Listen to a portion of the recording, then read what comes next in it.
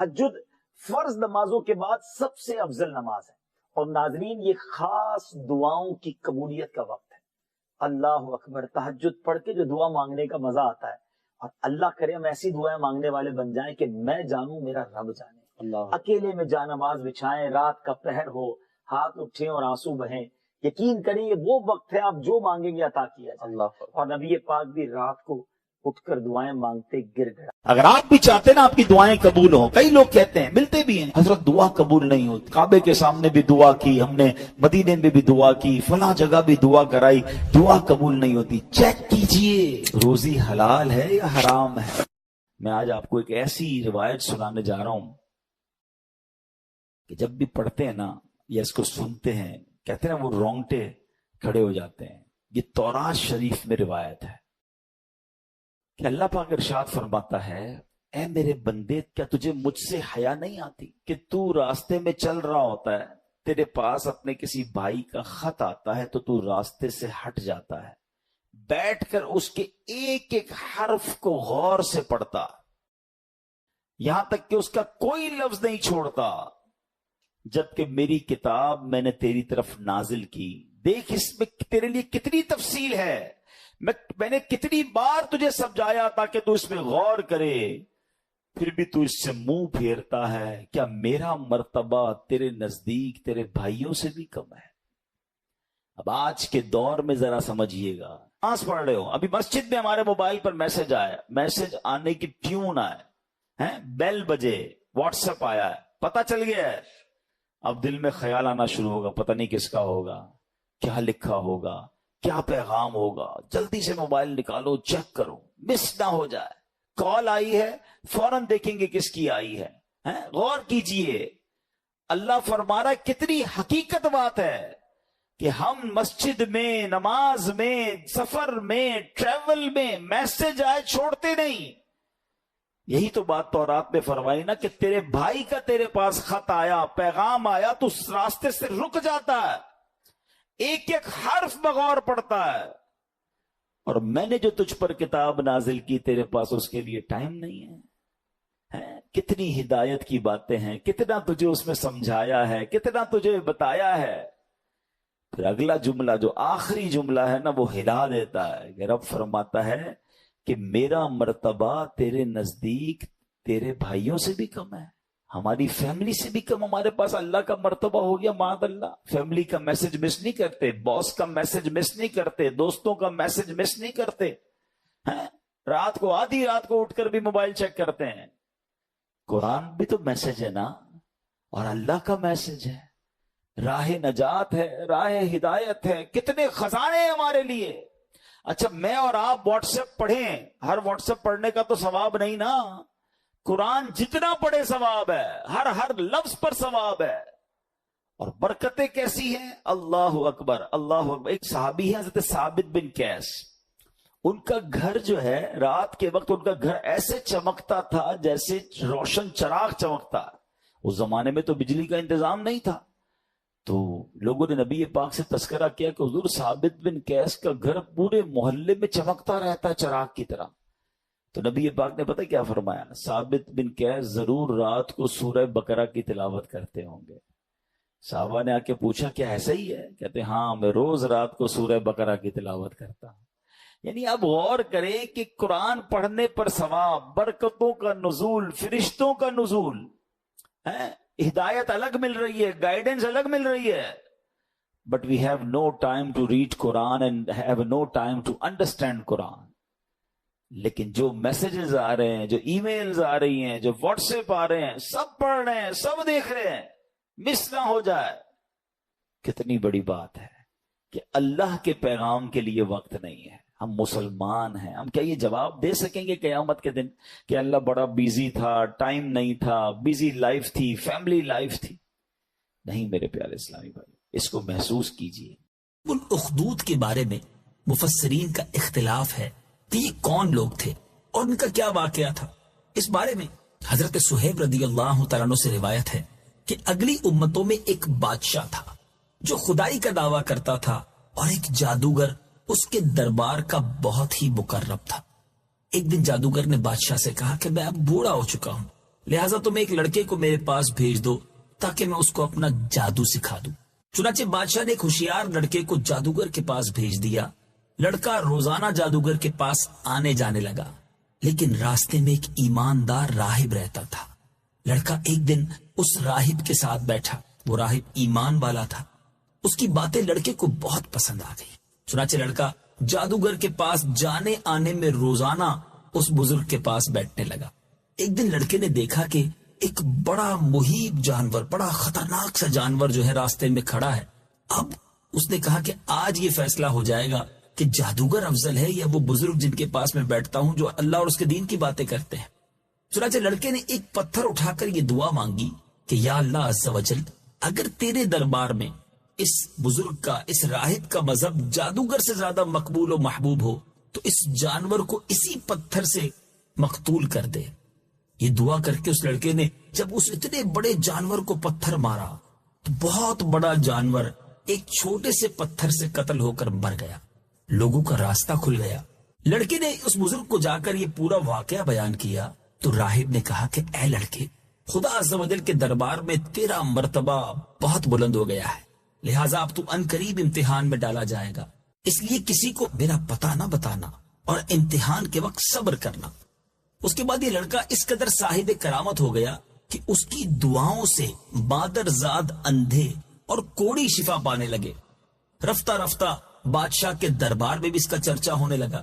بادشاہ کا ایک بڑا ہی مقرب ہم نشین تھا جو بادشاہ کا بڑا قریبی ساتھی تھا، وہ اندھا ہو گیا۔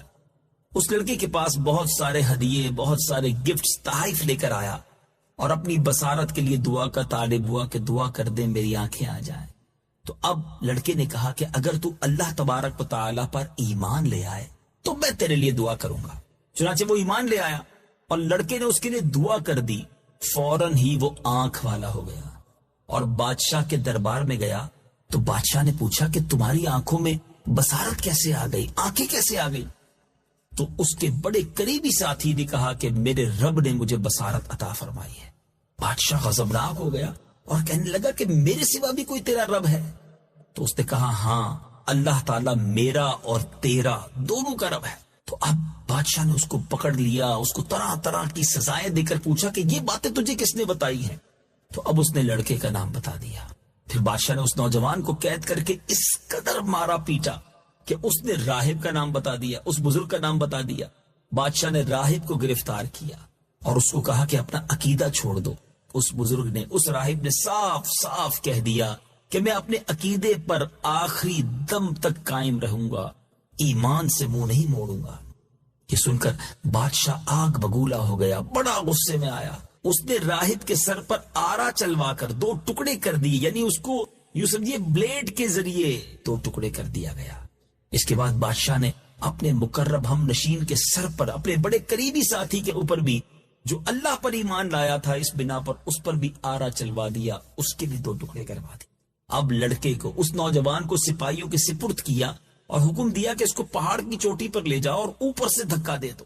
اب اس لڑکے کو جب پہاڑ پر لے جایا گیا تو وہاں اس نے دعا مانگی، ایک زلزلہ آیا اور بادشاہ کے سپاہی زلزلے کے جھٹکوں سے ہلاک ہو گئے اور لڑکا سلامتی کے ساتھ پھر بادشاہ کے سامنے آ کر کھڑا ہو گیا۔ پھر بادشاہ نے غیظ و غضب میں بھر کر حکم دیا کہ اس لڑکے کو کشتی پر بٹھا کر سمندر میں لے جاؤ اور سمندر کی گہرائی میں لے جا کر اس کو سمندر میں پھینک دو۔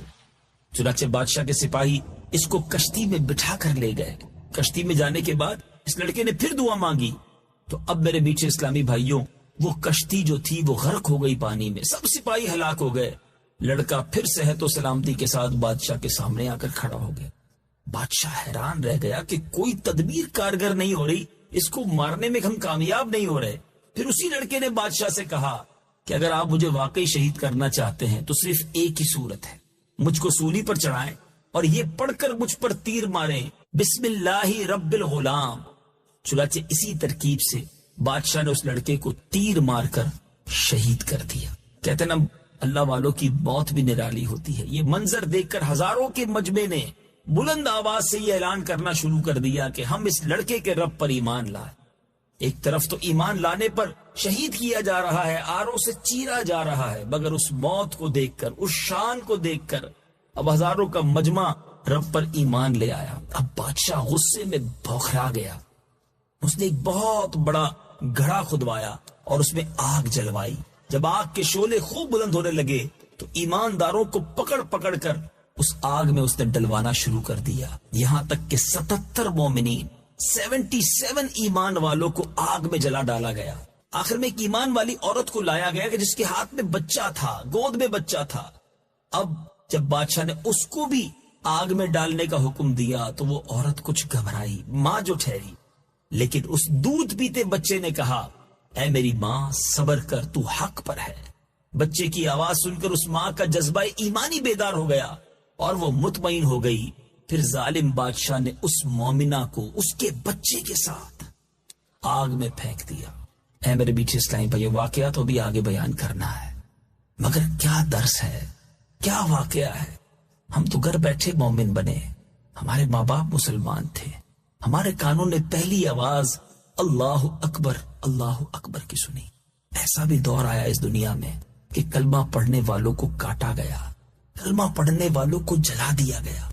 ہم اپنے ایمان کی کب قدر کریں گے؟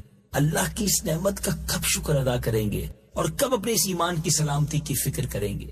اے میرے میٹھے اسلامی بھائیوں، ہم بڑے خوش نصیب ہیں جنہیں ایمان ملا ہے۔ نبی پاک علیہ الصلوۃ والسلام کی امت میں ہمیں شامل کیا گیا ہے۔ اللہ کا اس نعمت پر خوب شکر بھی ادا کیجیے اور اسی کے شکرانے میں رب کی نافرمانی سے بچیے۔ جس کریم نے ہمیں اتنی آسانی سے ایمان عطا کیا ہے، ہمیں اس کریم کی نافرمانی نہیں کرنی چاہیے۔ آگے چلتے ہیں اس واقعے میں کہ بادشاہ اور اس کے ساتھی جو تھے اس گھڑے کے کنارے مومنین کے آگ میں جلنے کا منظر کرسیوں پر بیٹھ کر دیکھ رہے تھے اور اپنی کامیابیوں پر خوشی منا رہے، کہہ لگا رہے تھے۔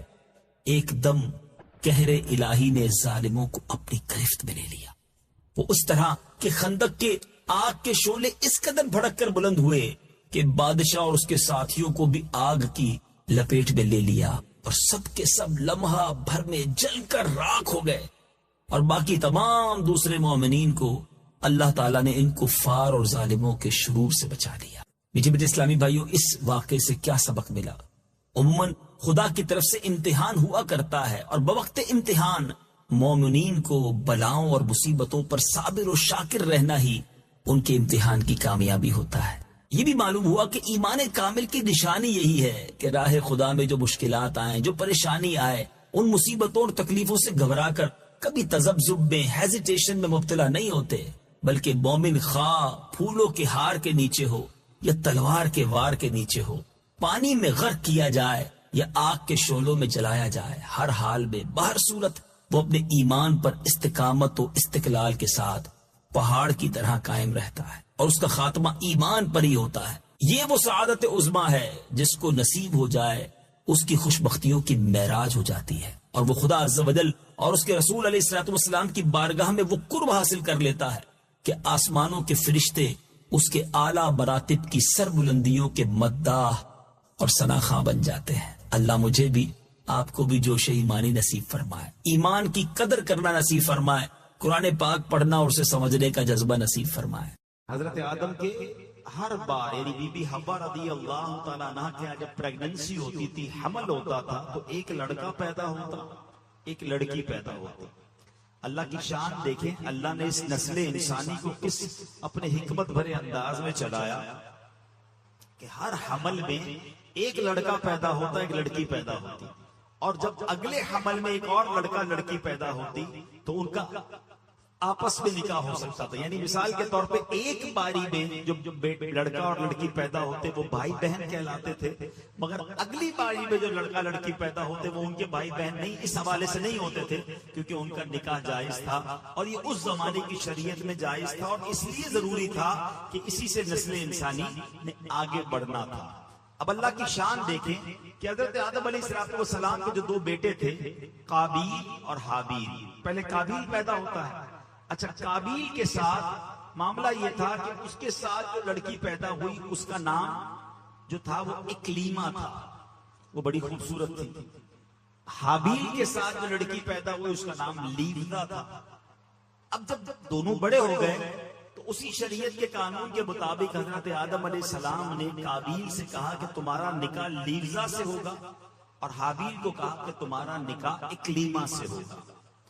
قابیل کہتا ہے نہیں، میرا نکاح تو اکریمہ سے ہونا چاہیے۔ حضرت آدم نے سمجھایا وہ تمہارے ساتھ پیدا ہوئی ہے، وہ تمہاری بہن ہے، تمہارا اس سے نکاح نہیں ہو سکتا۔ وہ کہتا ہے نہیں، یہ تو آپ کا بنایا ہوا اصول ہے نا، میں نے نکاح کرنا ہے تو اکریمہ سے ہی کرنا ہے۔ اب حضرت آدم علیہ نبینا علیہ السلام نے کہا اچھا ٹھیک ہے، ایسا کرو کہ تم دونوں بھائی اپنی اپنی قربانیاں پیش کرو، اللہ کی بارگاہ میں قربانی پیش کرتے ہیں، جس کی قربانی قبول ہو جائے گی ہم سمجھیں گے کہ اس کی بات مان لی گئی۔ اب کیا ہوا، اس زمانے میں صدقہ یا جو بھی پیش کیا جاتا تھا صدقہ، وہ قبول کیسے ہوتا تھا، قربانی کیسے قبول ہوتی تھی کہ آسمان سے آگ آتی تھی اور اس صدقے کو آگ لے کر چلی جاتی تھی۔ سرکار دو عالم علیہ السلام کی امت پر ایک اور مہربانی پتہ ہے کیا کی ہے؟ بہت ساری مہربانیوں میں ایک مہربانی یہ ہے کہ ہمارا صدقہ، ہماری قربانی ہم خود بھی استعمال کرتے ہیں، ہم آپس میں غریبوں میں بانٹ دیتے ہیں۔ ہماری قربانی کو آگ نہیں کھاتی، ورنہ پہلے جو بھی چیز پیش کی جاتی تھی وہ آگ لے جاتی تھی۔ سمجھ رہے بات کو؟ ہم آج کل کیا کرتے ہیں، صدقہ غریبوں میں بانٹ دیتے ہیں، رشتہ داروں میں بانٹ دیتے ہیں، قربانی کرتے ہیں، خود بھی کھاتے ہیں، دوسرے لوگ بھی کھاتے ہیں۔ ایسا نہیں تھا پہلے، یہ بھی اس امت پر مہربانی کی گئی ہے۔ تو بہرحال اب کیا ہوا کہ دونوں نے اپنی اپنی قربانی پیش کی۔ قابیل کھیتی باڑی کرتا تھا اور حابیل جو تھے وہ بکریاں چراتے تھے۔ تو قابیل اناج کا ایک ڈھیر اس نے رکھ دیا پہاڑ کے اوپر، اور حابیل نے ایک بکری جو تھی وہ رکھ دی۔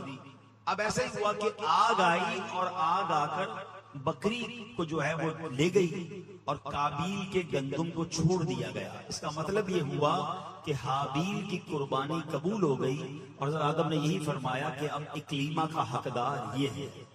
اب یہ فیصلہ تو آپ نے سنا دیا، مگر اب قابیل جو بھائی تھا اس کے دل میں اپنے بھائی کے لیے حسد پیدا ہو گیا کہ یہ وہ لڑکی ہے جس سے مجھے شادی کرنی تھی، اس کو مل گئی، اور بالآخر اس حسد کی بنا پر قابیل نے حابیل کو قتل کر دیا۔ اس دنیا میں سب سے پہلا اگر قتل ہوا ہے تو وہ بھائی نے اپنے بھائی کا کیا ہے، اور وجہ کیا بنی؟ حسد وجہ بنی۔ حسد کیوں ہوا؟ ایک عورت کی وجہ سے ہوا۔ اس سب باتوں کو سمجھنا ہے۔ ایک بندہ جو ہے مردود ہو گیا تکبر کی وجہ سے، حسد کی وجہ سے۔ دوسرا بھائی نے بھائی کو قتل کیا حسد کی وجہ سے اور عورت کی وجہ سے۔ سمجھنی یہ باتیں کہ یہ کتنے پرانے گناہ ہیں، یہ کتنے بڑے فتنے ہیں جو آج بھی مسلمانوں کے دلوں میں بس رہے ہیں، اور مسلمانوں کو اس کی پرواہ نہیں ہے۔ حدیث پاک کا مضمون ملتا ہے کہ جب تک دنیا میں کوئی بھی قتل ناحق کیا جائے گا، اس کا گناہ جو ہے قتل کرنے والے کو تو ملے گا ہی، قابیل کو بھی ملے گا، کیونکہ اس نے یہ طریقہ ایجاد کیا۔ ایک اور بات سیکھنے کو ملی کہ جو گناہ کا طریقہ ایجاد کرتا ہے، گناہ پر لوگوں کو لگا دیتا ہے، لوگوں کو کوئی ایسا راستہ بتاتا ہے جس سے بندہ گناہ کرے، گناہ کرنے والے کو تو وہ گناہ ملتا ہے جس نے یہ راستہ بتایا، جس نے لوگوں کو لگایا، یہ گناہ جاریہ اس کے لیے بھی ہوتا ہے۔ تو اب کیا ہوا، قابیل نے حابیل کو قتل تو کر دیا، مگر جس کو پتا نہیں تھا لاش کو کرنا کیا ہے، اس وقت تک تو مرا ہی نہیں تھا نا۔ اب تو ہمیں پتا ہے کہ مرنے کے بعد دفنایا جاتا ہے، اس وقت تک تو دنیا میں کوئی مرا ہی نہیں تھا۔ اب اس نے کیا کیا، اپنے بھائی کی لاش کاندھے پر اٹھا کر کئی دنوں تک گھومتا رہا، کروں کیا اس لاش کا۔ تو پھر اللہ کی شان دیکھیں، قرآن پاک میں یہ واقعہ موجود ہے کہ اللہ کریم نے دو کوے بھیجے، ان کی آپس میں لڑائی ہوئی اور ایک کوے نے دوسرے کوے کو مار دیا۔ جب وہ مر گیا تو پنجے سے زمین کھود کر اس کوے نے دوسرے کوے کو زمین میں دبا دیا۔ تو قابیل کو پتا چلا کہ اچھا لاش کو دفنایا جاتا ہے۔ اب اس نے اپنے بھائی کو دفنایا، مگر اس کے چہرے کا نور چھن گیا، وہ بڑی عجیب و غریب آفت میں مبتلا ہوا، اور آخرکار وہ بھی دنیا سے چلا گیا۔ حضرت حبیب بن زید رضی اللہ تعالیٰ عنہ، آپ کے والد زید بن عاصم رضی اللہ تعالیٰ عنہ ان 70 بابرکت آدمیوں میں شامل تھے جنہیں بیعت عقبہ ثانیہ کا شرف و اعزاز حاصل ہے۔ سبحان اللہ، آپ نے ہجرت مدینہ کے بعد جوار رسول صلی اللہ تعالی علیہ وسلم اس طرح زندگی گزاری کہ کسی غزوے میں شرکت اور کسی فرض کی ادائیگی سے کبھی آپ پیچھے نہ رہے۔ ایک دور ایسا بھی آیا کہ آپ نے جنوبی جزیرہ عرب میں 2 سر پھرے جھوٹوں کو دیکھا جو نبوت کا دعویٰ کرتے تھے اور لوگوں کو گمراہی کی طرف لے جا رہے تھے. ان میں ایک صنعاء میں نمودار ہوا جس کا نام اسود بن کعب انسا تھا، اور دوسرا یمامہ میں منظر عام پر آیا، اس کا نام مسیلمہ کذاب تھا. ان دونوں کذابوں نے اپنے اپنے قبیلے میں لوگوں کو ان مومنین کے خلاف اکسانا اور بھڑکانا شروع کر دیا، جنہوں نے اللہ اور رسول عز و جل و صلی اللہ علیہ وسلم کی دعوت پر لبیک کہا تھا. انہوں نے لوگوں کو یہ کہہ کر ورگلانا شروع کیا کہ وہ ان علاقوں میں معاذ اللہ سرکار دو عالم علیہ السلام کے نمائندے ہیں، بلکہ ان سے بھی آگے بڑھ گئے ہیں اور خود نبوت کے جھوٹے دعوے دار بن گئے اور لوگوں کو گمراہ کرنے لگے. اچانک ایک روز مسیلمہ کی طرف بھیجا ہوا ایک نمائندہ نبی پاک علیہ السلام کے پاس آیا، جو مسیلمہ کا ایک خط لے کر آیا تھا، اور اس نے اس طرح خط میں مخاطب کیا: مسیلمہ رسول اللہ کی طرف سے محمد رسول اللہ صلی اللہ علیہ وسلم کی طرف تم پر سلامتی ہو. اما بعد، سن لے کہ میں اس معاملے میں تمہارا شراکت دار ہوں. آدھی زمین ہماری ہوگی اور آدھی قریش کی، مگر قریش ایک ایسی قوم ہے جو ظلم کرتی ہے. اس طرح جارحانہ اور بدتمیزی والے انداز میں گستاخانہ خط لکھا اس نے. اللہ اکبر. رسول اللہ صلی اللہ علیہ وسلم نے اس کا جواب کس طرح دیا؟ کیا پیارا انداز ہے. بسم اللہ الرحمن الرحیم. محمد رسول اللہ صلی اللہ علیہ وسلم کی طرف سے مسیلمہ کذاب کی طرف. کذاب کہتے ہیں بہت زیادہ جھوٹ بولنے والے کی طرف. اسلام اسی شخص کے لیے ہے جو ہدایت کی پیروی اختیار کر لے. اما بعد، سن لو کہ زمین تو اللہ تعالیٰ کی ہے، وہ اپنے بندوں میں جسے چاہتا ہے اس کا وارث بنا دیتا ہے، لیکن اچھا انجام ڈر جانے والوں کا ہی ہوگا. اللہ اکبر. نبی پاک علیہ السلام کے یہ الفاظ سفیدہ سحر کی طرح، یعنی صبح کی روشنی کی طرح نمودار ہوئے اور بنو حنیفہ کے کذاب کو رسوا کر کے چھوڑ گئے. جو تو نبوت کو بادشاہ سمجھ رہا تھا کہ آدھی آدھی رعایا کا مطالبہ کرے، اور نبی پاک علیہ السلام نے کیا خوبصورت جواب دیا کہ زمین تو ساری اللہ کی ہے. بادشاہت اور نبوت یعنی ایسا تو نہیں کہ جو نبی بنے گا وہ بادشاہ بھی بنے گا اور اس کی جناب کوئی اس کی ٹیریٹری ہوگی. یارے آقا علیہ السلام تو اللہ کی رضا کے لیے کام کر رہے تھے. اب جب اس تک یہ پیغام پہنچا تو اس کے منہ کی سیاہی بڑھ گئی، اس کی گمراہی میں اور اضافہ ہو گیا. اس سے پہلے ہونا تو یہ چاہیے تھا وہ توبہ کر لیتا، اس کی گمراہی میں اور اضافہ ہوا، لوگوں کو مزید گمراہ کرنے لگا. اللہ اکبر. اب اس نے مومنوں کو دی جانے والی سزاؤں میں بھی اضافہ کیا. جو ایمان لاتا تھا، نبی پاک کو تو نبی مانتا تھا، اسے معاذ اللہ رسول نہیں مانتا تھا یا نبی نہیں مانتا تھا، وہ سزا دیتا تھا. نبی پاک علیہ السلام نے اب جب صورتحال کو دیکھا تو ایک خط لکھنے کا فیصلہ کیا اور اس کی حماقتوں سے اسے منع کرنا چاہتے تھے. اب ایک ایسے شخص کی ضرورت تھی جو یہ خط لے کر جائے، اور یہ بھی تھا کہ جو لے کر جائے گا ہو سکتا ہے اس پر سختیاں بھی ہوں. مگر قربان جائیے حضرت حبیب بن زید رضی اللہ تعالیٰ کی بہادری پر، آپ کی شجاعت پر، اور آپ کی نبی پاک علیہ السلام سے محبت پر اور عقیدہ ختم نبوت کی حفاظت پر، کہ آپ نے کہا حضور میں یہ سفر کرنے کے لیے تیار ہوں. تو خط لیا اور بڑی تیزی کے ساتھ اس علاقے میں پہنچے. اور جب نبی پاک علیہ السلام کا خط مسیلمہ کے حوالے کیا، مسیلمہ نے جب وہ خط کھولا تو نور و ضیاء جو اس خط سے اس سے ضیائیں نکلتی ہیں، اس نے اس کی آنکھیں اندھی کر دی اور اس کا غرور اور ضلالت جو ہے وہ اور بڑھ گئی. مسیلمہ کذاب نے اپنی قوم کے ایک روز اکٹھے ہو کر کہا کہ رسول پاک علیہ السلام کے جو پیغام لے کر آئے ہیں حبیب بن زید، ان کو لایا جائے.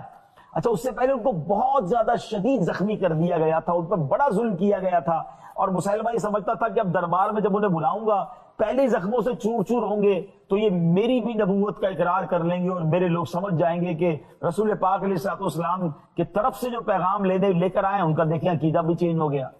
تو اب جب حضرت حبیب بن زید کو لایا گیا اور پہلے وہ بہت زیادہ زخمی تھے، جسم پر نشانات پڑے ہوئے تھے، تو مسیلمہ کو تو یہ امید تھی کہ مجھ پر ایمان لے آئیں گے.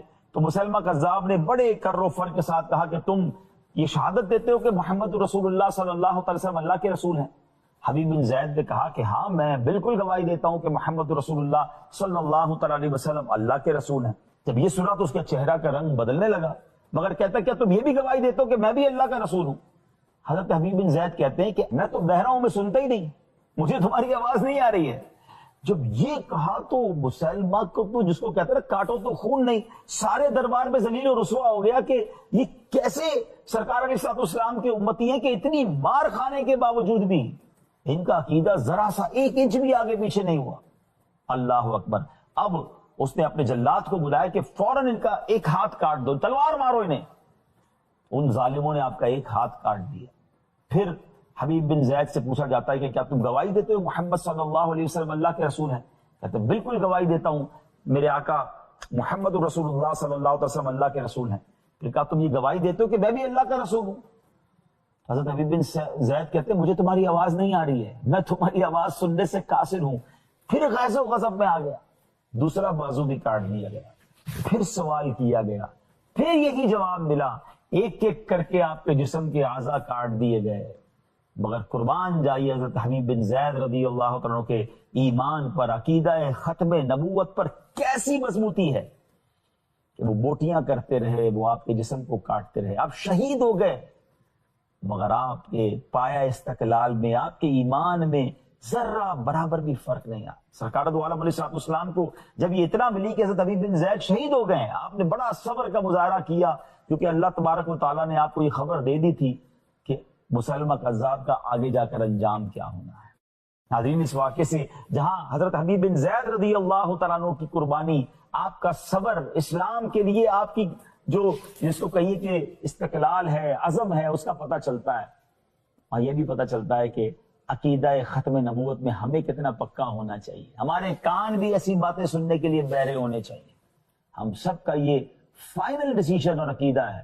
یاد رکھیے، جس طرح اللہ کو ایک ماننا ہمارے ایمان کے لیے ضروری ہے، اس طرح جناب رسول اللہ صلی اللہ تعالی علیہ وسلم کو اللہ کا آخری نبی ماننا بھی یہ ہمارے ایمان کا ویسے ہی تقاضا ہے۔ اس عقیدے کو خود بھی مضبوط کیجئے، اپنے بچوں کو بھی یہ سکھائیے۔ نبی پاک علیہ الصلوۃ والسلام نے فرمایا 3 بندے ہیں، اللہ پاک انہیں دیکھ کر مسکراتا اور کیا ہوتا ہے؟ فرمایا اور بہت خوش ہوتا ہے۔ اب وہ 3 بندے کون سے ہیں؟ چیک کر لیں ہم ان میں ہیں کہ نہیں۔ فرمایا نمبر 1، وہ بندہ جو رات کو اٹھے، بستر چھوڑے، اچھی طرح وضو کرے، پھر نماز پڑھنے کھڑا ہو جائے، اسے دیکھ کر اللہ پاک فرشتوں سے فرماتا ہے اے فرشتوں بتاؤ میرے بندے کو نیکی پر کس نے اکسایا ہے؟ فرشتے عرض کرتے ہیں مولا تو بہتر جانتا ہے۔ اللہ پاک فرماتا ہے ہاں میں جانتا ہوں مگر تم مجھے بتاؤ۔ فرشتے عرض کرتے ہیں اے مالک کریم تو نے اسے ایک چیز یعنی جہنم کا خوف دیا ہے، یہ اس سے ڈرتا ہے۔ اے اللہ تو نے ان کو ایک چیز جنت کی امید دلائی ہے، یہ اس کی امید رکھتا ہے۔ اے اللہ یہی خوف اور امید ہے جس نے اسے رات کی نیند قربان کر کے تیرے حضور کھڑے ہونے پر ابھارا ہے۔ اب اللہ پاک فرماتا ہے اے فرشتوں گواہ ہو جاؤ، یہ جس چیز سے ڈرتا ہے یعنی جہنم سے ڈرتا ہے، میں نے اپنے اس بندے کو اس سے امن بخشا، اور جس کی امید رکھتا ہے یعنی جنت کی، میں نے جنت اس پر واجب کر دی۔ رات اٹھ کر جب دنیا سوئی ہو، بندہ اٹھ کر تہجد کی نماز ادا کرے، اللہ کی بارگاہ میں آنسو بہائے، اللہ فرشتوں کے سامنے گویا فخر فرماتا۔ دوسرے نمبر پر سنو، فرمایا دوسرا وہ شخص جو حق و باطل کی لڑائی میں شریک ہوا، ثابت قدم رہا یہاں تک کہ شہید ہو گیا، یا اللہ پاک نے اسے فتح عطا فرمائی، اللہ اس بندے کو دیکھ کر بھی مسکراتا ہے۔ جہاد کرنے والے مجاہدین یا تو شہید ہو جائیں یا غازی ہو کر لوٹے اللہ کی رضا کے لیے، اللہ کی رحمت ان پر بھی چھما چھم برستی ہے۔ اور تیسرے نمبر پر فرمایا تیسرا وہ بندہ جو رات کو سفر کرتا ہے، یہاں تک کہ رات کے آخری حصے میں جب کہیں ٹھہرتا ہے تو اس کے ساتھ والے سو جاتے ہیں مگر وہ کھڑا ہو کر نماز پڑھنے لگتا ہے، اس بندے کو دیکھ کر بھی اللہ پاک مسکراتا ہے۔ اجتماعی عبادت کے بڑے فائدے ہیں، اجتماع میں آنا، محفل میں آنا، دعا میں شرکت کرنا بہت اچھی بات ہے، مگر اپنی عادت ایسے بھی بنائیں کہ کچھ عبادتیں ایسی کریں کہ میں جانوں اور رب جانے۔ یہ جو رات اٹھ کر دعا کا لطف ہے، رات اٹھ کر جو نماز پڑھنے کا لطف ہے نا، جب ساری دنیا سو رہی ہے اور بندہ اپنے رب کی بارگاہ میں حاضر ہے۔ علماء کہتے ہیں دن کے نوافل کے مقابلے میں رات کے نوافل افضل ہیں، کیونکہ رات سکون ہوتا ہے، رات رکت قلبی ملتی ہے، سبحان اللہ، رحمت الہی چھما چھم برستی ہے۔ ہمیں کیا کرنا ہے کہ رات تہجد کی نماز کی عادت ڈالے۔ رمضان میں بن گئی تھی نا، سحری کے لیے اٹھتے تھے تو لوگ تہجد پڑھتے تھے، اللہ کرے کہ یہ عادت بن جائے، کبھی کبھی، اگر ہر روز نہیں ہو سکتا کم از کم کبھی کبھی کریں۔ اچھا اگر ایسی کوئی عبادت ہو بھی جائے نا تو پھر سب کو بتائیں نا کہ رات اٹھا تھا تو جناب دعائیں بھی کی تو آنسو بھی بہائے، نہیں، کبھی کبھی ایسا کیا کرو کہ میں جانوں اور رب جانے، اللہ سے باتیں کیا کرو۔ میں آپ کو صحیح بتاؤں، آپ مجھے ایک بات بتائیں، یہ تو آپ نے سن بھی لیا کہ اللہ کی رحمت کس قدر برستی ہے اس پر۔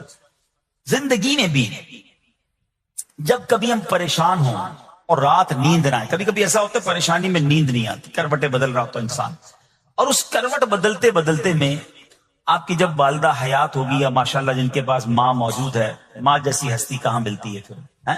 ایک بار اور سن لو، دنیا کی بہت ساری چیزیں میرے اور آپ کے پاس ہیں جو ریپلیسیبل ہیں، جو بدلی جا سکتی ہیں۔ موبائل فون لیتے ہیں بڑی خوشی سے لیتے ہیں، مگر نیا ماڈل آتا ہے تو لوگ بدل لیتے ہیں۔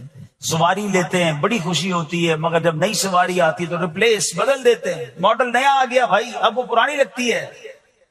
مگر یاد رکھو، ماں باپ چلے جائیں نا، اس کے بعد ماں باپ دوبارہ نہیں ملتے، ان کا کوئی نیا ورژن یا نیا ماڈل نہیں ہے تو ان کی قدر کر لو، ان کی دعائیں لے لو۔ تو بہرحال آپ کبھی کبھی تکلیف میں ایسا ہوا ہو کہ رات کو نیند نہ آئی ہو، بے قرار ہو کر ماں کے پاس گئے، آنکھوں میں آنسو لے کر کہ ماں میں پریشان ہوں، بیمار ہوں، یا قرضے میں ہوں، یا فلاں پرابلم ہے۔ ماں نے کیا کیا تھا؟ کروٹ بدل کر سو گئی تھی کہ بیٹا تو جان تیرا کام جانے، یا ماں خود بھی بیدار ہو گئی، سینے لگایا اور دعا کرنا شروع کر دی؟ بھائی ہم روئے تو ماں بھی روئی، یہ ہے نا ماں۔ میری تکلیف، ایسا لگتا ہے کہ مجھے کبھی کبھی یہ فیصلہ کرنا مشکل ہوتا تھا کہ تکلیف مجھے زیادہ ہوتی ہے میری تکلیف میں، یا میری والدہ کو زیادہ ہوتی ہے؟ بیمار میں ہوں، تکلیف اسے ہے، یہ رشتہ کہاں ملتا ہے؟ مگر مجھے ایک بات بتاؤ، جب میری تکلیف پر رات نیند چھوڑ کر، بستر چھوڑ کر میں ماں کے پاس گیا، ماں نے سینے لگایا، تو اگر میں اپنا بستر چھوڑ کر آنکھوں میں آنسو لیے میری ماں سے مجھے کہیں زیادہ پیار کرنے والے رب کی بارگاہ میں چلا گیا، تو اس کی رحمت کیا مجھے مایوس کر دے گی؟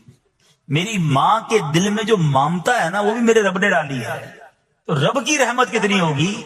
تو کبھی کبھی اللہ کی بارگاہ میں رات کے اس پہر حاضر ہوا کرو، جو پرابلم ہے آپ کی، جو مشکل ہے آپ کی، آپ یقین کریں، آپ اللہ کی بارگاہ میں تہجد کے وقت رات کے آخری پہر آنسو بہائیں، دعائیں کریں، نوافل پڑھیں، پھر دیکھیں آپ کے دل کو تسلی کیسے ہوتی ہے، آپ کا ایمان تازہ ہو جائے گا، اور آپ نے دیکھا کہ ایسے وقت عبادت کرنے والوں سے رب کتنا راضی ہوتا ہے۔ اللہ کرے یہ بات ہمیں سمجھ آ جائے۔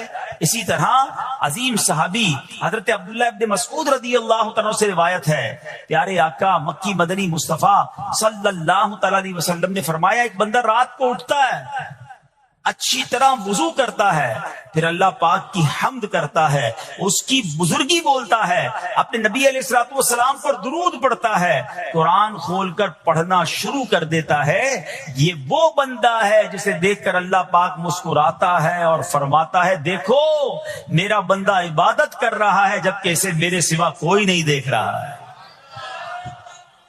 اللہ، یہ کاش ہمیں عادت مل جائے کہ ہم اکیلے میں عبادت کریں، انفرادی عبادت کریں، میں جانوں میرا رب جانے، کبھی تلاوت کریں، کبھی درود پڑھیں، کبھی دعائیں کریں، کبھی آنسو بہائیں، سبحان اللہ، اس کا مزہ ہی اور ہے۔ کبھی ایسا ہونا چاہیے، ہم محفل میں عشق رسول کے عالم میں رو بھی پڑھتے ہیں، مدینے کی یاد ہو، نعت شروع ہو تو ہماری آنکھوں میں آنسو آ جاتے، یہ بھی اچھی بات ہے، مگر کبھی کبھی رات ایسی بھی ہونی چاہیے کہ دل میں ہو یاد تیری، گوشے تنہائی ہو، دل میں ہو یاد تیری، گوشے تنہائی ہو، پھر تو خلوت میں عجب انجمن آرائی ہو۔ کبھی زندگی میں ایسی راتیں بھی آنی چاہیے، وہ ہے نا، جاگ اٹھا اشکوں کا مقدر، عشق نبی میں روتے روتے کیسی گزری رات نہ پوچھو۔ کبھی کبھی ایسی رات بھی گزرنی چاہیے کہ آقا کی یاد میں آنسو بہ رہے ہوں، مدینے کی یاد میں، گھر والوں کو بھی پتہ نہ چلے، ہلکی ہلکی آواز میں کبھی نعت شریف لگا لیا کریں، کبھی مناجات لگا لیا کریں، ہم پتہ نہیں کیا دیکھتے دیکھتے سوتے ہیں۔ کاش انہی تصورات میں آنکھیں بند ہوں کہ میں سو جاؤں یا مصطفیٰ کہتے کہتے، میں سو جاؤں یا مصطفیٰ کہتے کہتے، کھلے آنکھ صلی علی کہتے کہتے۔ جو مدینے کے تصور میں سوتے ہیں نا، پھر خواب میں زیارت بھی کر لیتے ہیں۔ خواب کا ایک فینامنا یہ بھی ہے، آپ جس چیز کے بارے میں سوچتے ہوئے سوتے ہیں نا، عموماً گندی باتیں دیکھ کر، گندی چیزیں دیکھ کر سوتے ہیں، پھر ایسے ڈراؤنے خواب بھی آتے ہیں، انہیں ٹینشن بھی آتی ہے، فلموں میں بھی ماردار دیکھی، خواب میں بھی لڑائی جھگڑے دیکھ رہے ہیں۔ جو مدینے کی یادوں میں سو رہا ہے، جو باوضو سو رہا ہے، جو اللہ کا ذکر کر کے سو رہا ہے، جو نوافل پڑھ کے سو رہا ہے، پھر دیکھو خواب میں بھی کہاں کہاں کی سیر کرے گا انشاءاللہ۔ تو اپنی خلوتوں کو اچھا کریں، اپنے اکیلے وقت کو بھی خوبصورت کریں، آنسو بہائیں، اور سبحان اللہ تہجد پڑھنے والوں کے چہروں پر نور بھی آ جاتا ہے۔ ہاں، یہ ایک الگ نعمت انہیں ملتی ہے، اللہ نصیب فرما دے۔ اچھا، ایک اور خوبصورت کام ہے، اللہ کریم جنہیں دیکھ کر مسکراتا ہے۔ فرمایا، حضرت ابو سعید خدری رضی اللہ عنہ فرماتے ہیں، رسول ذیشان مکی مدنی سلطان صلی اللہ تعالی علیہ وسلم نے فرمایا، 3 بندوں کو دیکھ کر اللہ پاک مسکراتا ہے۔ وہ قوم جو نماز میں صفیں سیدھی کرتی ہے، اور وہ بندہ جو اللہ پاک کی راہ میں جہاد کرتا ہے، تیسرا وہ بندہ جو رات کے اندھیرے میں عبادت کرتا ہے، انہیں دیکھ کر اللہ پاک مسکراتا ہے۔ جہاد والی بات اور رات والی عبادت کی بات تو ہو گئی، اب اس میں نئی بات سیکھنے کو ملی، صفیں درست کرنے والی۔ اب روز نماز پڑھ رہے ہیں، صفیں درست نہیں کر رہے ہوتے، امام صاحب کہہ کے تھک جاتے ہیں، کاندھے سے کاندھا ملائیں، صفوں کو سیدھا کریں۔ صفوں کو سیدھا کرنے والوں کو دیکھ کر رب کی رحمت مسکراتی ہے، رحمت برستی ہے۔ اب یہ کتنا آسان کام ہے، مگر اس کی طرف بھی توجہ نہیں ہوتی ہے۔ یاد رکھیے کہ صفیں سیدھی کرنا یہ بڑی نیکی ہے، اور اللہ کرے کہ ہم اس پر عمل کرنے والے بنیں۔ اور صفیں درست نہ کرنا ترک واجب، ناجائز اور گناہ ہے۔ سیدھی صفیں نہیں کرتے، نہیں، ناجائز کرتے ہیں، گناہ کرتے ہیں۔ صف درست نہ کرنے سے نماز ناقص رہ جاتی ہے۔ اور یہ بعض اوقات لوگ کہتے ہیں یار ہمیں اس نماز میں وسوسے بہت آتے ہیں، روایتوں میں آتا ہے صف درست نہ کرنا نماز میں وسوسے آنے کا سبب ہے۔ صفیں ٹھیک نہیں ہوں گی نا، عجیب عجیب سی باتیں دماغ میں آئیں گی۔ کیوں؟ حدیث پاک میں آتا ہے شیطان تمہارے درمیان بھیڑ کے بچے کی طرح گھس جاتا ہے، شیطان صفوں میں گھس جاتا ہے۔ صف سیدھی نہ کرنے میں چہرہ بگڑنے کا اندیشہ ہے۔ اے ہائے، اب ذرا غور کر لیجئے یہ کتنا ضروری ہے۔ قرآن کریم میں ایک سورت ہے، سورہ صافات۔ اس مبارک سورت کی پہلی آیت میں اللہ پاک نے فرمایا وَالصَّافَّاتِ صَفًّا، ان کی قسم جو باقاعدہ صفیں باندھے ہوئے ہیں۔ حضرت عبداللہ ابن مسعود فرماتے ہیں یہاں صفیں باندھنے والوں سے مراد فرشتے ہیں۔ حضرت جابر بن سمورہ رضی اللہ تعالیٰ عنہ فرماتے ہیں ایک دن پیارے آقا مکی مدنی مصطفیٰ صلی اللہ تعالیٰ علیہ وسلم تشریف لائے اور فرمایا تم ایسے صف کیوں نہیں بناتے جیسے فرشتے صفیں بناتے ہیں؟ ہم نے عرض کی یا رسول اللہ صلی اللہ تعالیٰ علیہ وسلم فرشتے کیسے صف بناتے ہیں؟ فرمایا پہلے اگلی صف مکمل کرتے ہیں اور خوب مل کر کھڑے ہوتے ہیں۔ سبحان اللہ، مبارک ہو مسلمانوں کو جو صفیں سیدھی کرتے ہیں، اچھی طرح کاندھے سے کاندھا ملاتے ہیں، گویا یہ فرشتوں کا کام کر رہے ہیں، فرشتوں والا کام کر رہے ہیں۔ تفسیر طبی میں ہے فاروق اعظم رضی اللہ عنہ کا یہ معمول تھا، جب نماز پڑھانے لگتے تو نمازیوں کو فرماتے صفیں سیدھی کر لو، اے فلاں ذرا آگے ہو جاؤ، اے فلاں ذرا پیچھے ہو جاؤ۔ پھر فرماتے بے شک اللہ پاک تمہیں فرشتوں کی طرح دیکھنا پسند فرماتا ہے۔ تو صفیں سیدھی رکھنا یہ فرشتوں کا انداز ہے، اور اللہ کی رحمت خوب برستی ہے، گویا رب مسکراتا ہے انہیں دیکھ کر۔ ایک عورت حضرت سیدنا حسن بصری رحمت اللہ تعالی علیہ کے پاس آئی اور کہا کہ اے شیخ میری لڑکی فوت ہو گئی ہے، میں اسے خواب میں دیکھنا چاہتی ہوں۔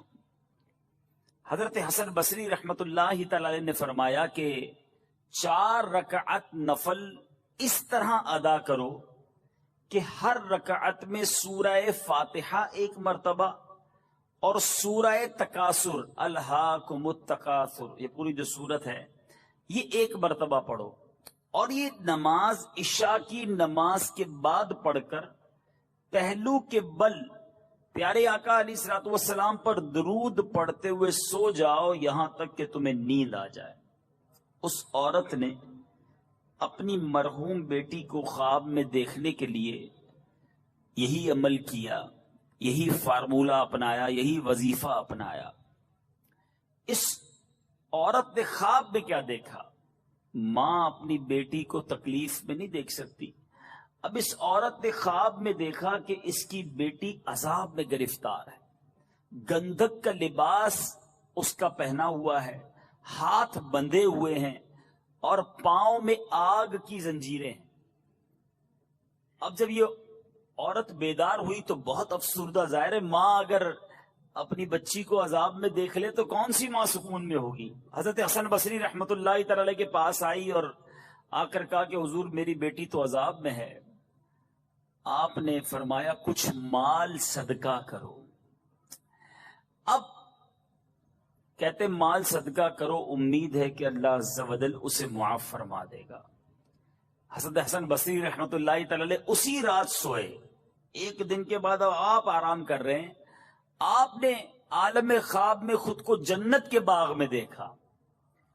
ایک خوبصورت تخت پر ایک حسین و جمیل عورت بیٹھی ہوئی تھی، سر پر نور کا تاج سجا ہوا ہے. کہنے لگی اے حسن کیا آپ مجھے نہیں جانتے؟ حضرت حسن بصری رحمت اللہ تعالی نے فرمایا کہ نہیں میں تو نہیں جانتا. تو وہ عورت، وہ خاتون کہتی ہے کہ میں اسی عورت کی بیٹی ہوں جو کل آپ کے پاس آئی تھی، آپ نے جس کو وظیفہ بتایا تھا. حضرت حسن بصری رحمت اللہ تعالی نے فرمایا کہ تمہاری ماں تو بتا رہی تھی تم عذاب میں ہو، تم بڑی تکلیف میں تھی. کہا حضور بات تو یہی ہے، میری ماں نے سچ کہا تھا. تو آپ نے پوچھا پھر یہ مقام کیسے ملا، آج تو جنت کی نعمتیں تمہارے ساتھ. اس لڑکی نے کیا کہا، بڑی زبردست بات ہے. کہتی کہ ہم 70,000 افراد تھے جو عذاب میں مبتلا تھے، مگر ایک نیک آدمی ہمارے قبرستان سے گزرا، اس نے سرکار دو عالم صلی اللہ تعالی علیہ وسلم پر درود پڑھا اور اس کا ثواب ہمیں پہنچایا. اللہ عز و جل نے اس درود کو اس کی طرف سے قبول فرمایا اور ہم تمام کو اس درود شریف کی برکت سے اس عذاب سے نجات عطا فرمائی، اور مجھے یہ مرتبہ ملا جو آپ اپنی آنکھوں سے مشاہدہ کر رہے ہیں.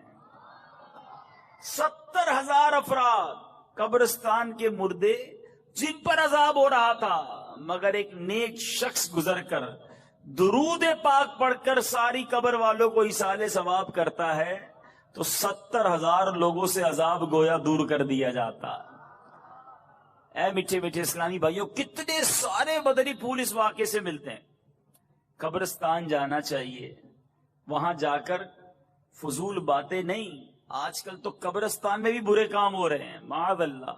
منشیات فروشوں نے، بہت سارے غلط کام کرنے والوں نے قبرستان کا رخ کیا ہے. ارے یہ تو عبرت کی جگہ ہے، جہاں کسی کی قبر میں عذاب ہو رہا ہے، کسی کی قبر جنت کا باغ ہے، وہاں جا کر تو آنسو بہانے. جی ہاں، حضرت عثمان غنی رضی اللہ تعالیٰ عنہ ذو نورین، ذرا مرتبہ سوچئے گا، ذو نورین ہیں، خلیفۃ المسلمین ہیں، امیر المومنین ہیں، مگر آپ جب قبرستان جاتے، کبھی کسی قبر کے پاس جاتے، زاروں کتار روتے، اتنا روتے کہ آپ کی داڑھی آنسوؤں سے تر ہو جاتی. کسی نے کہا حضرت نہ آپ حشر کی بات پر اتنا روتے ہیں، نہ جہنم کے تذکرے پر اتنا روتے ہیں، آپ قبرستان میں آتے ہیں یا قبر کی بات ہوتی ہے بڑا روتے ہیں. فرمایا بات یہ ہے کہ یہ قبر ہی پہلی منزل ہے. جو اس قبر میں پاس ہو گیا، اس امتحان سے پاس ہو گیا، وہ آگے بھی کامیاب ہو جائے گا. جو قبر میں پھنس گیا، اس کی اگلی منزل بھی بڑی خطرناک ہونی ہے. آج کچھ لوگ یہ بھی کہتے ہیں ہم تو شراب نہیں پیتے. یہ شراب کی دکان چلانے والے کچھ ملکوں میں کہتے ہیں ہم تو کافر کو شراب بیچتے ہیں. یہ جناب کافر کے لیے ہم نے شراب رکھی ہے. حضرت علامہ مولانا مفتی محمد امجد علی اعظمی علیہ رحمت اللہ الکوی فرماتے ہیں کہ کافر یا بچے کو شراب پلانا بھی حرام ہے، اگرچہ بطور علاج پلائے، اور گناہ اسی پلانے والے کے ذمے ہے. مجھے تو کبھی کبھی سمجھ نہیں آتی، اللہ کرے میں جو آج بیان کرنے جا رہا ہوں کوئی ایسا مجھے سن لے جس کے دل پر یہ چوٹ لگ جائے، جو ایئر لائن میں کام کرتے ہیں، مسلمان ہوتے ہیں مگر شراب سرو کر رہے ہوتے ہیں. ارے تف ہے ایسی روزی پر جو تمہیں حرام کی طرف، اللہ کے عذاب کی طرف لے جا رہی ہے، اور تم مسکرا مسکرا کر لوگوں کو شراب پیش کر رہے ہو. توبہ توبہ توبہ. اللہ رب العالمین کو کیا جواب دو گے؟ نہ کرے ایسا کام.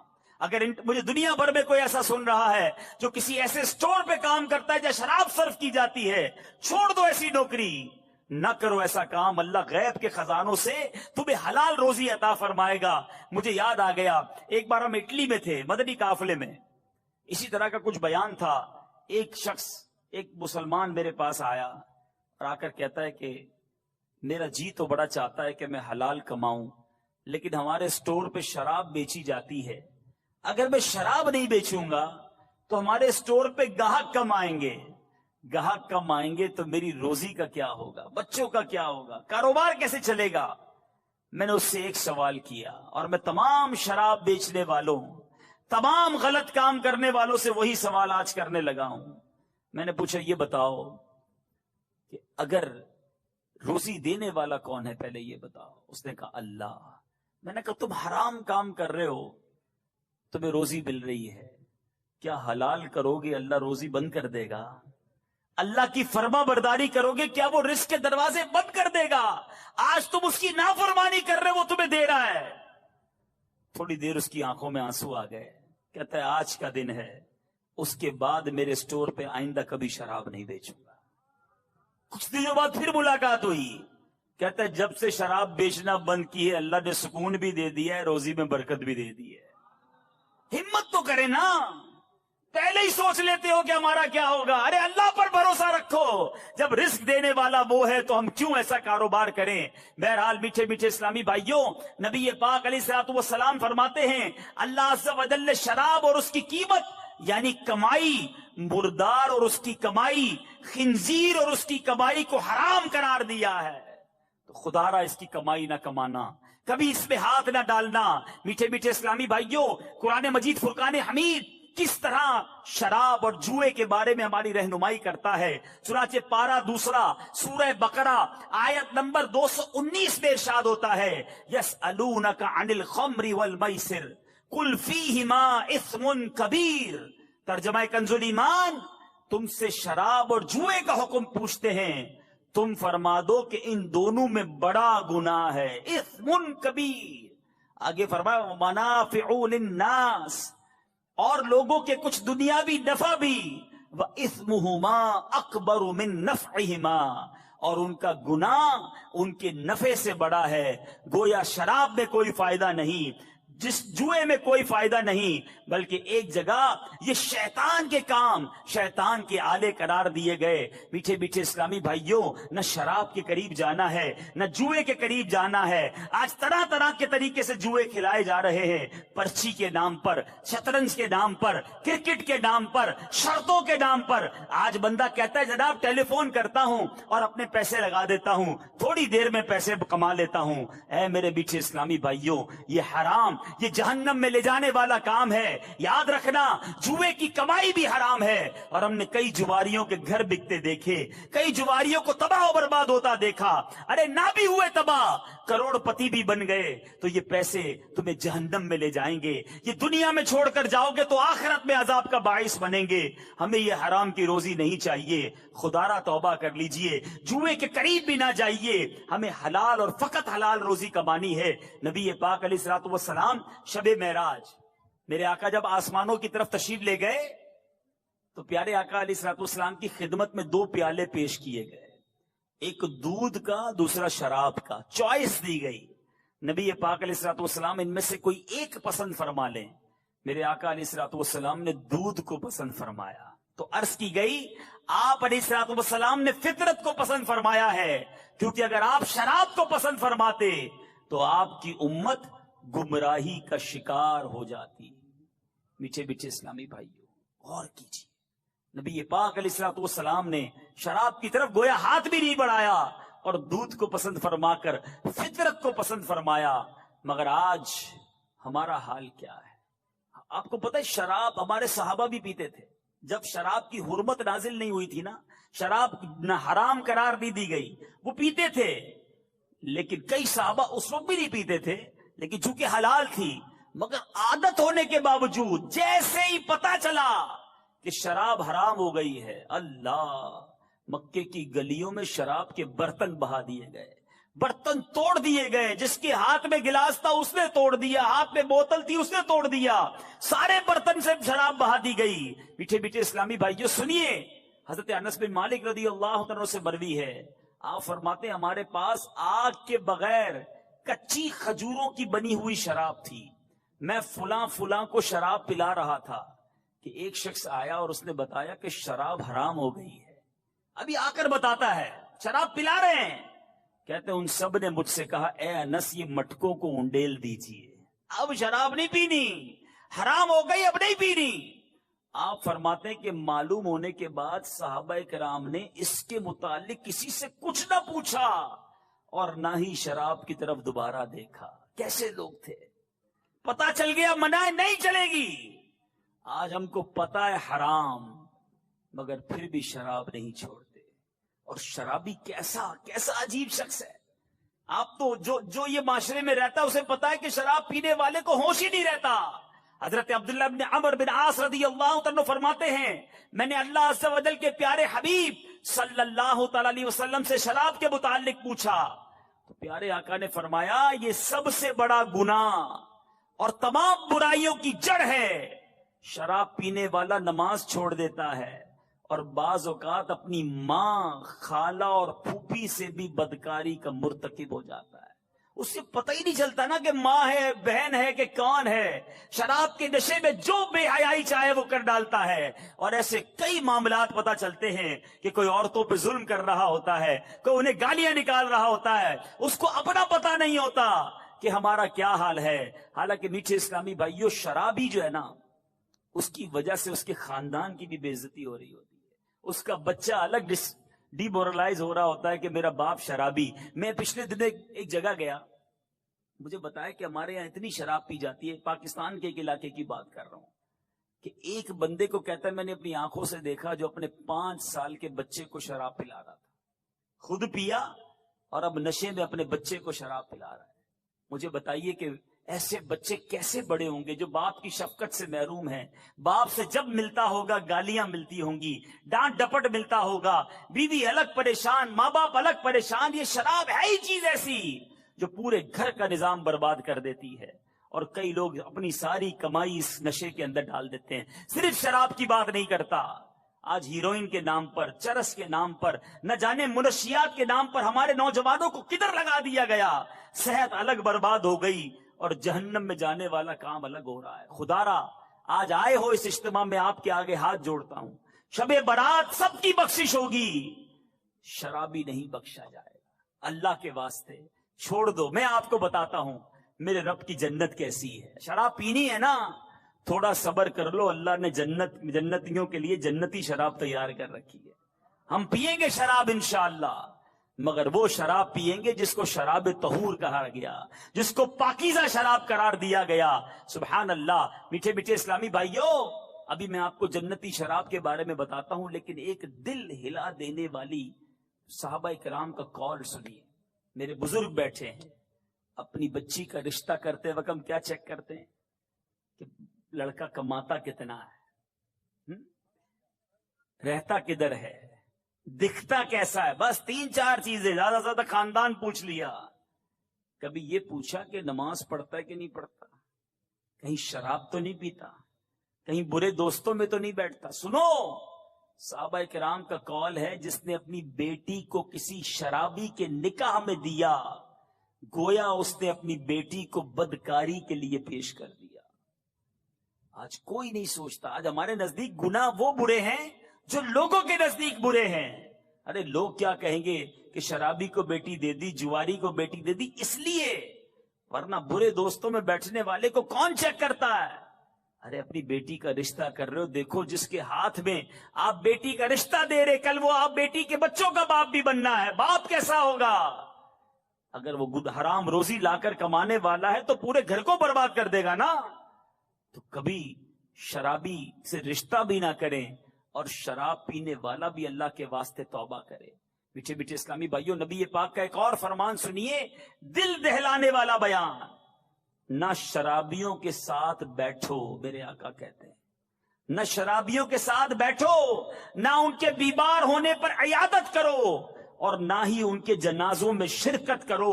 شراب پینے والا بروز قیامت اس حال میں آئے گا کہ اس کا چہرہ سیاہ ہوگا، اس کی زبان سینے پر لٹک رہی ہوگی، تھوک بہ رہا ہوگا اور ہر دیکھنے والا اس سے نفرت کرے گا. اب غور کر لیجیے کیا شرابی کی، جس کو آپ کہیں کہ بدقسمتی ہے. نبی پاک فرماتے نہ بیٹھو، نہ سلام کرو، نہ عیادت کرو، نہ جنازے میں جاؤ. کیا ہم ایسے بنیں گے؟ نہیں، انشاءاللہ ہم رب کی رضا کے کام کرنے والے بنیں گے. کبھی بھی زندگی میں شراب کے قریب بھی نہیں جائیں گے. زور سے نیت کریں انشاءاللہ کبھی بھی قریب نہیں جائیں گے. پیچھے پیچھے اسلامی بھائیوں یہاں ایک اور کام کرتے ہیں. اب شراب کے نام کو چینج کر کے عجیب عجیب نام آ گئے ہیں. نہیں جناب یہ شراب نہیں تو وسکی ہے. یہ جناب برانڈن ہے, پتہ نہیں کیا کیا نام رکھے ہوئے, برانڈی ہے, شیمپین ہے, اب تو پتہ نہیں کوئی کہتے ہیں یہ سوڈا ہے.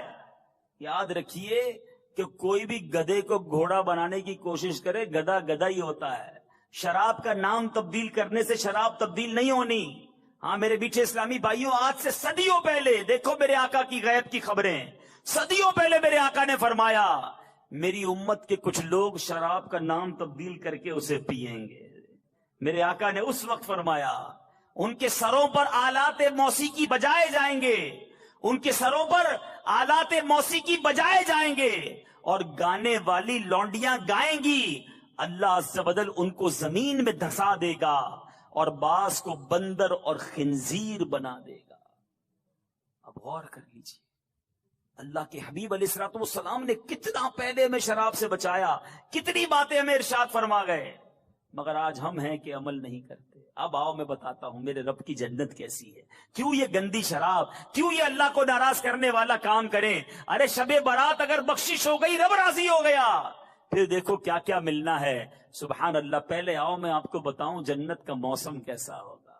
بڑی گرمی لگ رہی ہے نا, سنو میں آپ کو بتاتا ہوں. بڑے بڑے ایئر کنڈیشن میں رہنے والوں سنو, آج دنیا کے ٹھنڈے موسم کو یاد کرتے ہو کہ جناب گرمیاں ٹھنڈے علاقوں میں گزارنی چاہیے, سردیاں گرم علاقوں میں گزارنی چاہیے. آؤ رب کی جنت کی تیاری کرتے. قرآن کہتا ہے لا يرون فیہا شمسا ولا زمہریرا. ترجمہ کنز الایمان, نہ اس میں دھوپ دیکھیں گے نہ سردی دیکھیں گے. ٹھٹھر والی سردی بھی نہیں ہوگی, دھوپ بھی نہیں ہوگی, معتدل موسم ہوگا. جنت کے درخت کیسے ہوں گے آؤ میں بتاتا ہوں. ترمذی کی حدیث ہے, میرے آقا علیہ الصلوۃ والسلام فرماتے ہیں جنت میں ہر درخت کا تنا سونے کا ہے. سونے کے درخت ہوں گے. اور پھل کیسے ملیں گے؟ چڑھ کر نہیں توڑنے پڑیں گے. آج تو پھل توڑنے کے لیے کسی کو چڑھانا پڑتا ہے, آج پتھر مارتے ہو تو پھل گرتا ہے. سنو قرآن کہتا ہے وَذُلِّلَتْ قُطُوفُهَا تَذْلِيلًا. ترجمہ کنز الایمان, اور اس کے گچھے جو ہوں گے جھکا کر نیچے کر دیے گئے ہوں گے. اس کی تفسیر میں علماء لکھتے ہیں اہل جنت جنت کے پھل بیٹھے ہوئے اور لیٹ کر کھا سکیں گے, یعنی وہ گچھے آٹومیٹکلی ان کے پاس آ جایا کریں گے. ایسی نعمتیں رب نے تیار کر رکھی ہیں. جو آج شراب پیتے ہیں, جو آج معاذ اللہ گندی شراب پیتے ہیں. میٹھے میٹھے اسلامی بھائیوں اور مدنی چینل کے ناظرین, آؤ میں آپ کو بتاتا ہوں کہ جنت کی شراب کیسی ہوگی. اللہ تبارک و تعالیٰ نے جنت میں نہریں بنائی. جنت میں دودھ, پانی اور شراب کی نہریں ہوں گی. سبحان اللہ. اور یہ شراب طہور, یہ پاکیزہ شراب ہوگی. لیکن کیا جنت میں موت بھی آئے گی؟ اتنی ساری نعمتیں ہیں جنت میں, لیکن نعمتوں کے بعد موت نہیں آنی. قرآن کہتا ہے لا یذوقون فیہا الموت الا الموتۃ الاولی. ترجمہ کنز الایمان, اس پہ پہلی موت کے سوا پھر موت نہ چکھیں گے. ارے پھر موت بھی نہیں آنی. اور جنتی جتنے ہیں نا سارے کے سارے 30 سال کے ہوں گے, بوڑھے بھی نہیں ہوں گے, جوانی کے مزے بھی ہوں گے. تو پھر کیوں ان برائیوں کی طرف جائیں؟ بہرحال پہلی حدیث کی طرف پھر آتا ہوں. اب یہ طے ہو گیا جتنے میرے بھائی ہیں, اللہ بڑا کریم ہے. اگر کبھی شراب پی لی ہے یا شراب کے قریب جا چکے ہو, آج پکی سچی نیت کرنی ہے کہ مولا آج کے بعد میں شراب کے قریب بھی نہیں جاؤں گا. زور سے نعرہ تو لگائیں انشاءاللہ شراب کے قریب بھی نہیں جائیں گے. اللہ تعالیٰ کیا معلوم آپ کی اس پکی نیت کے صدقے ہم سب کے مقدر میں جنتی شراب لکھ دے. انشاءاللہ وہاں جائیں گے اور شراب طہور کے مزے لوٹیں گے.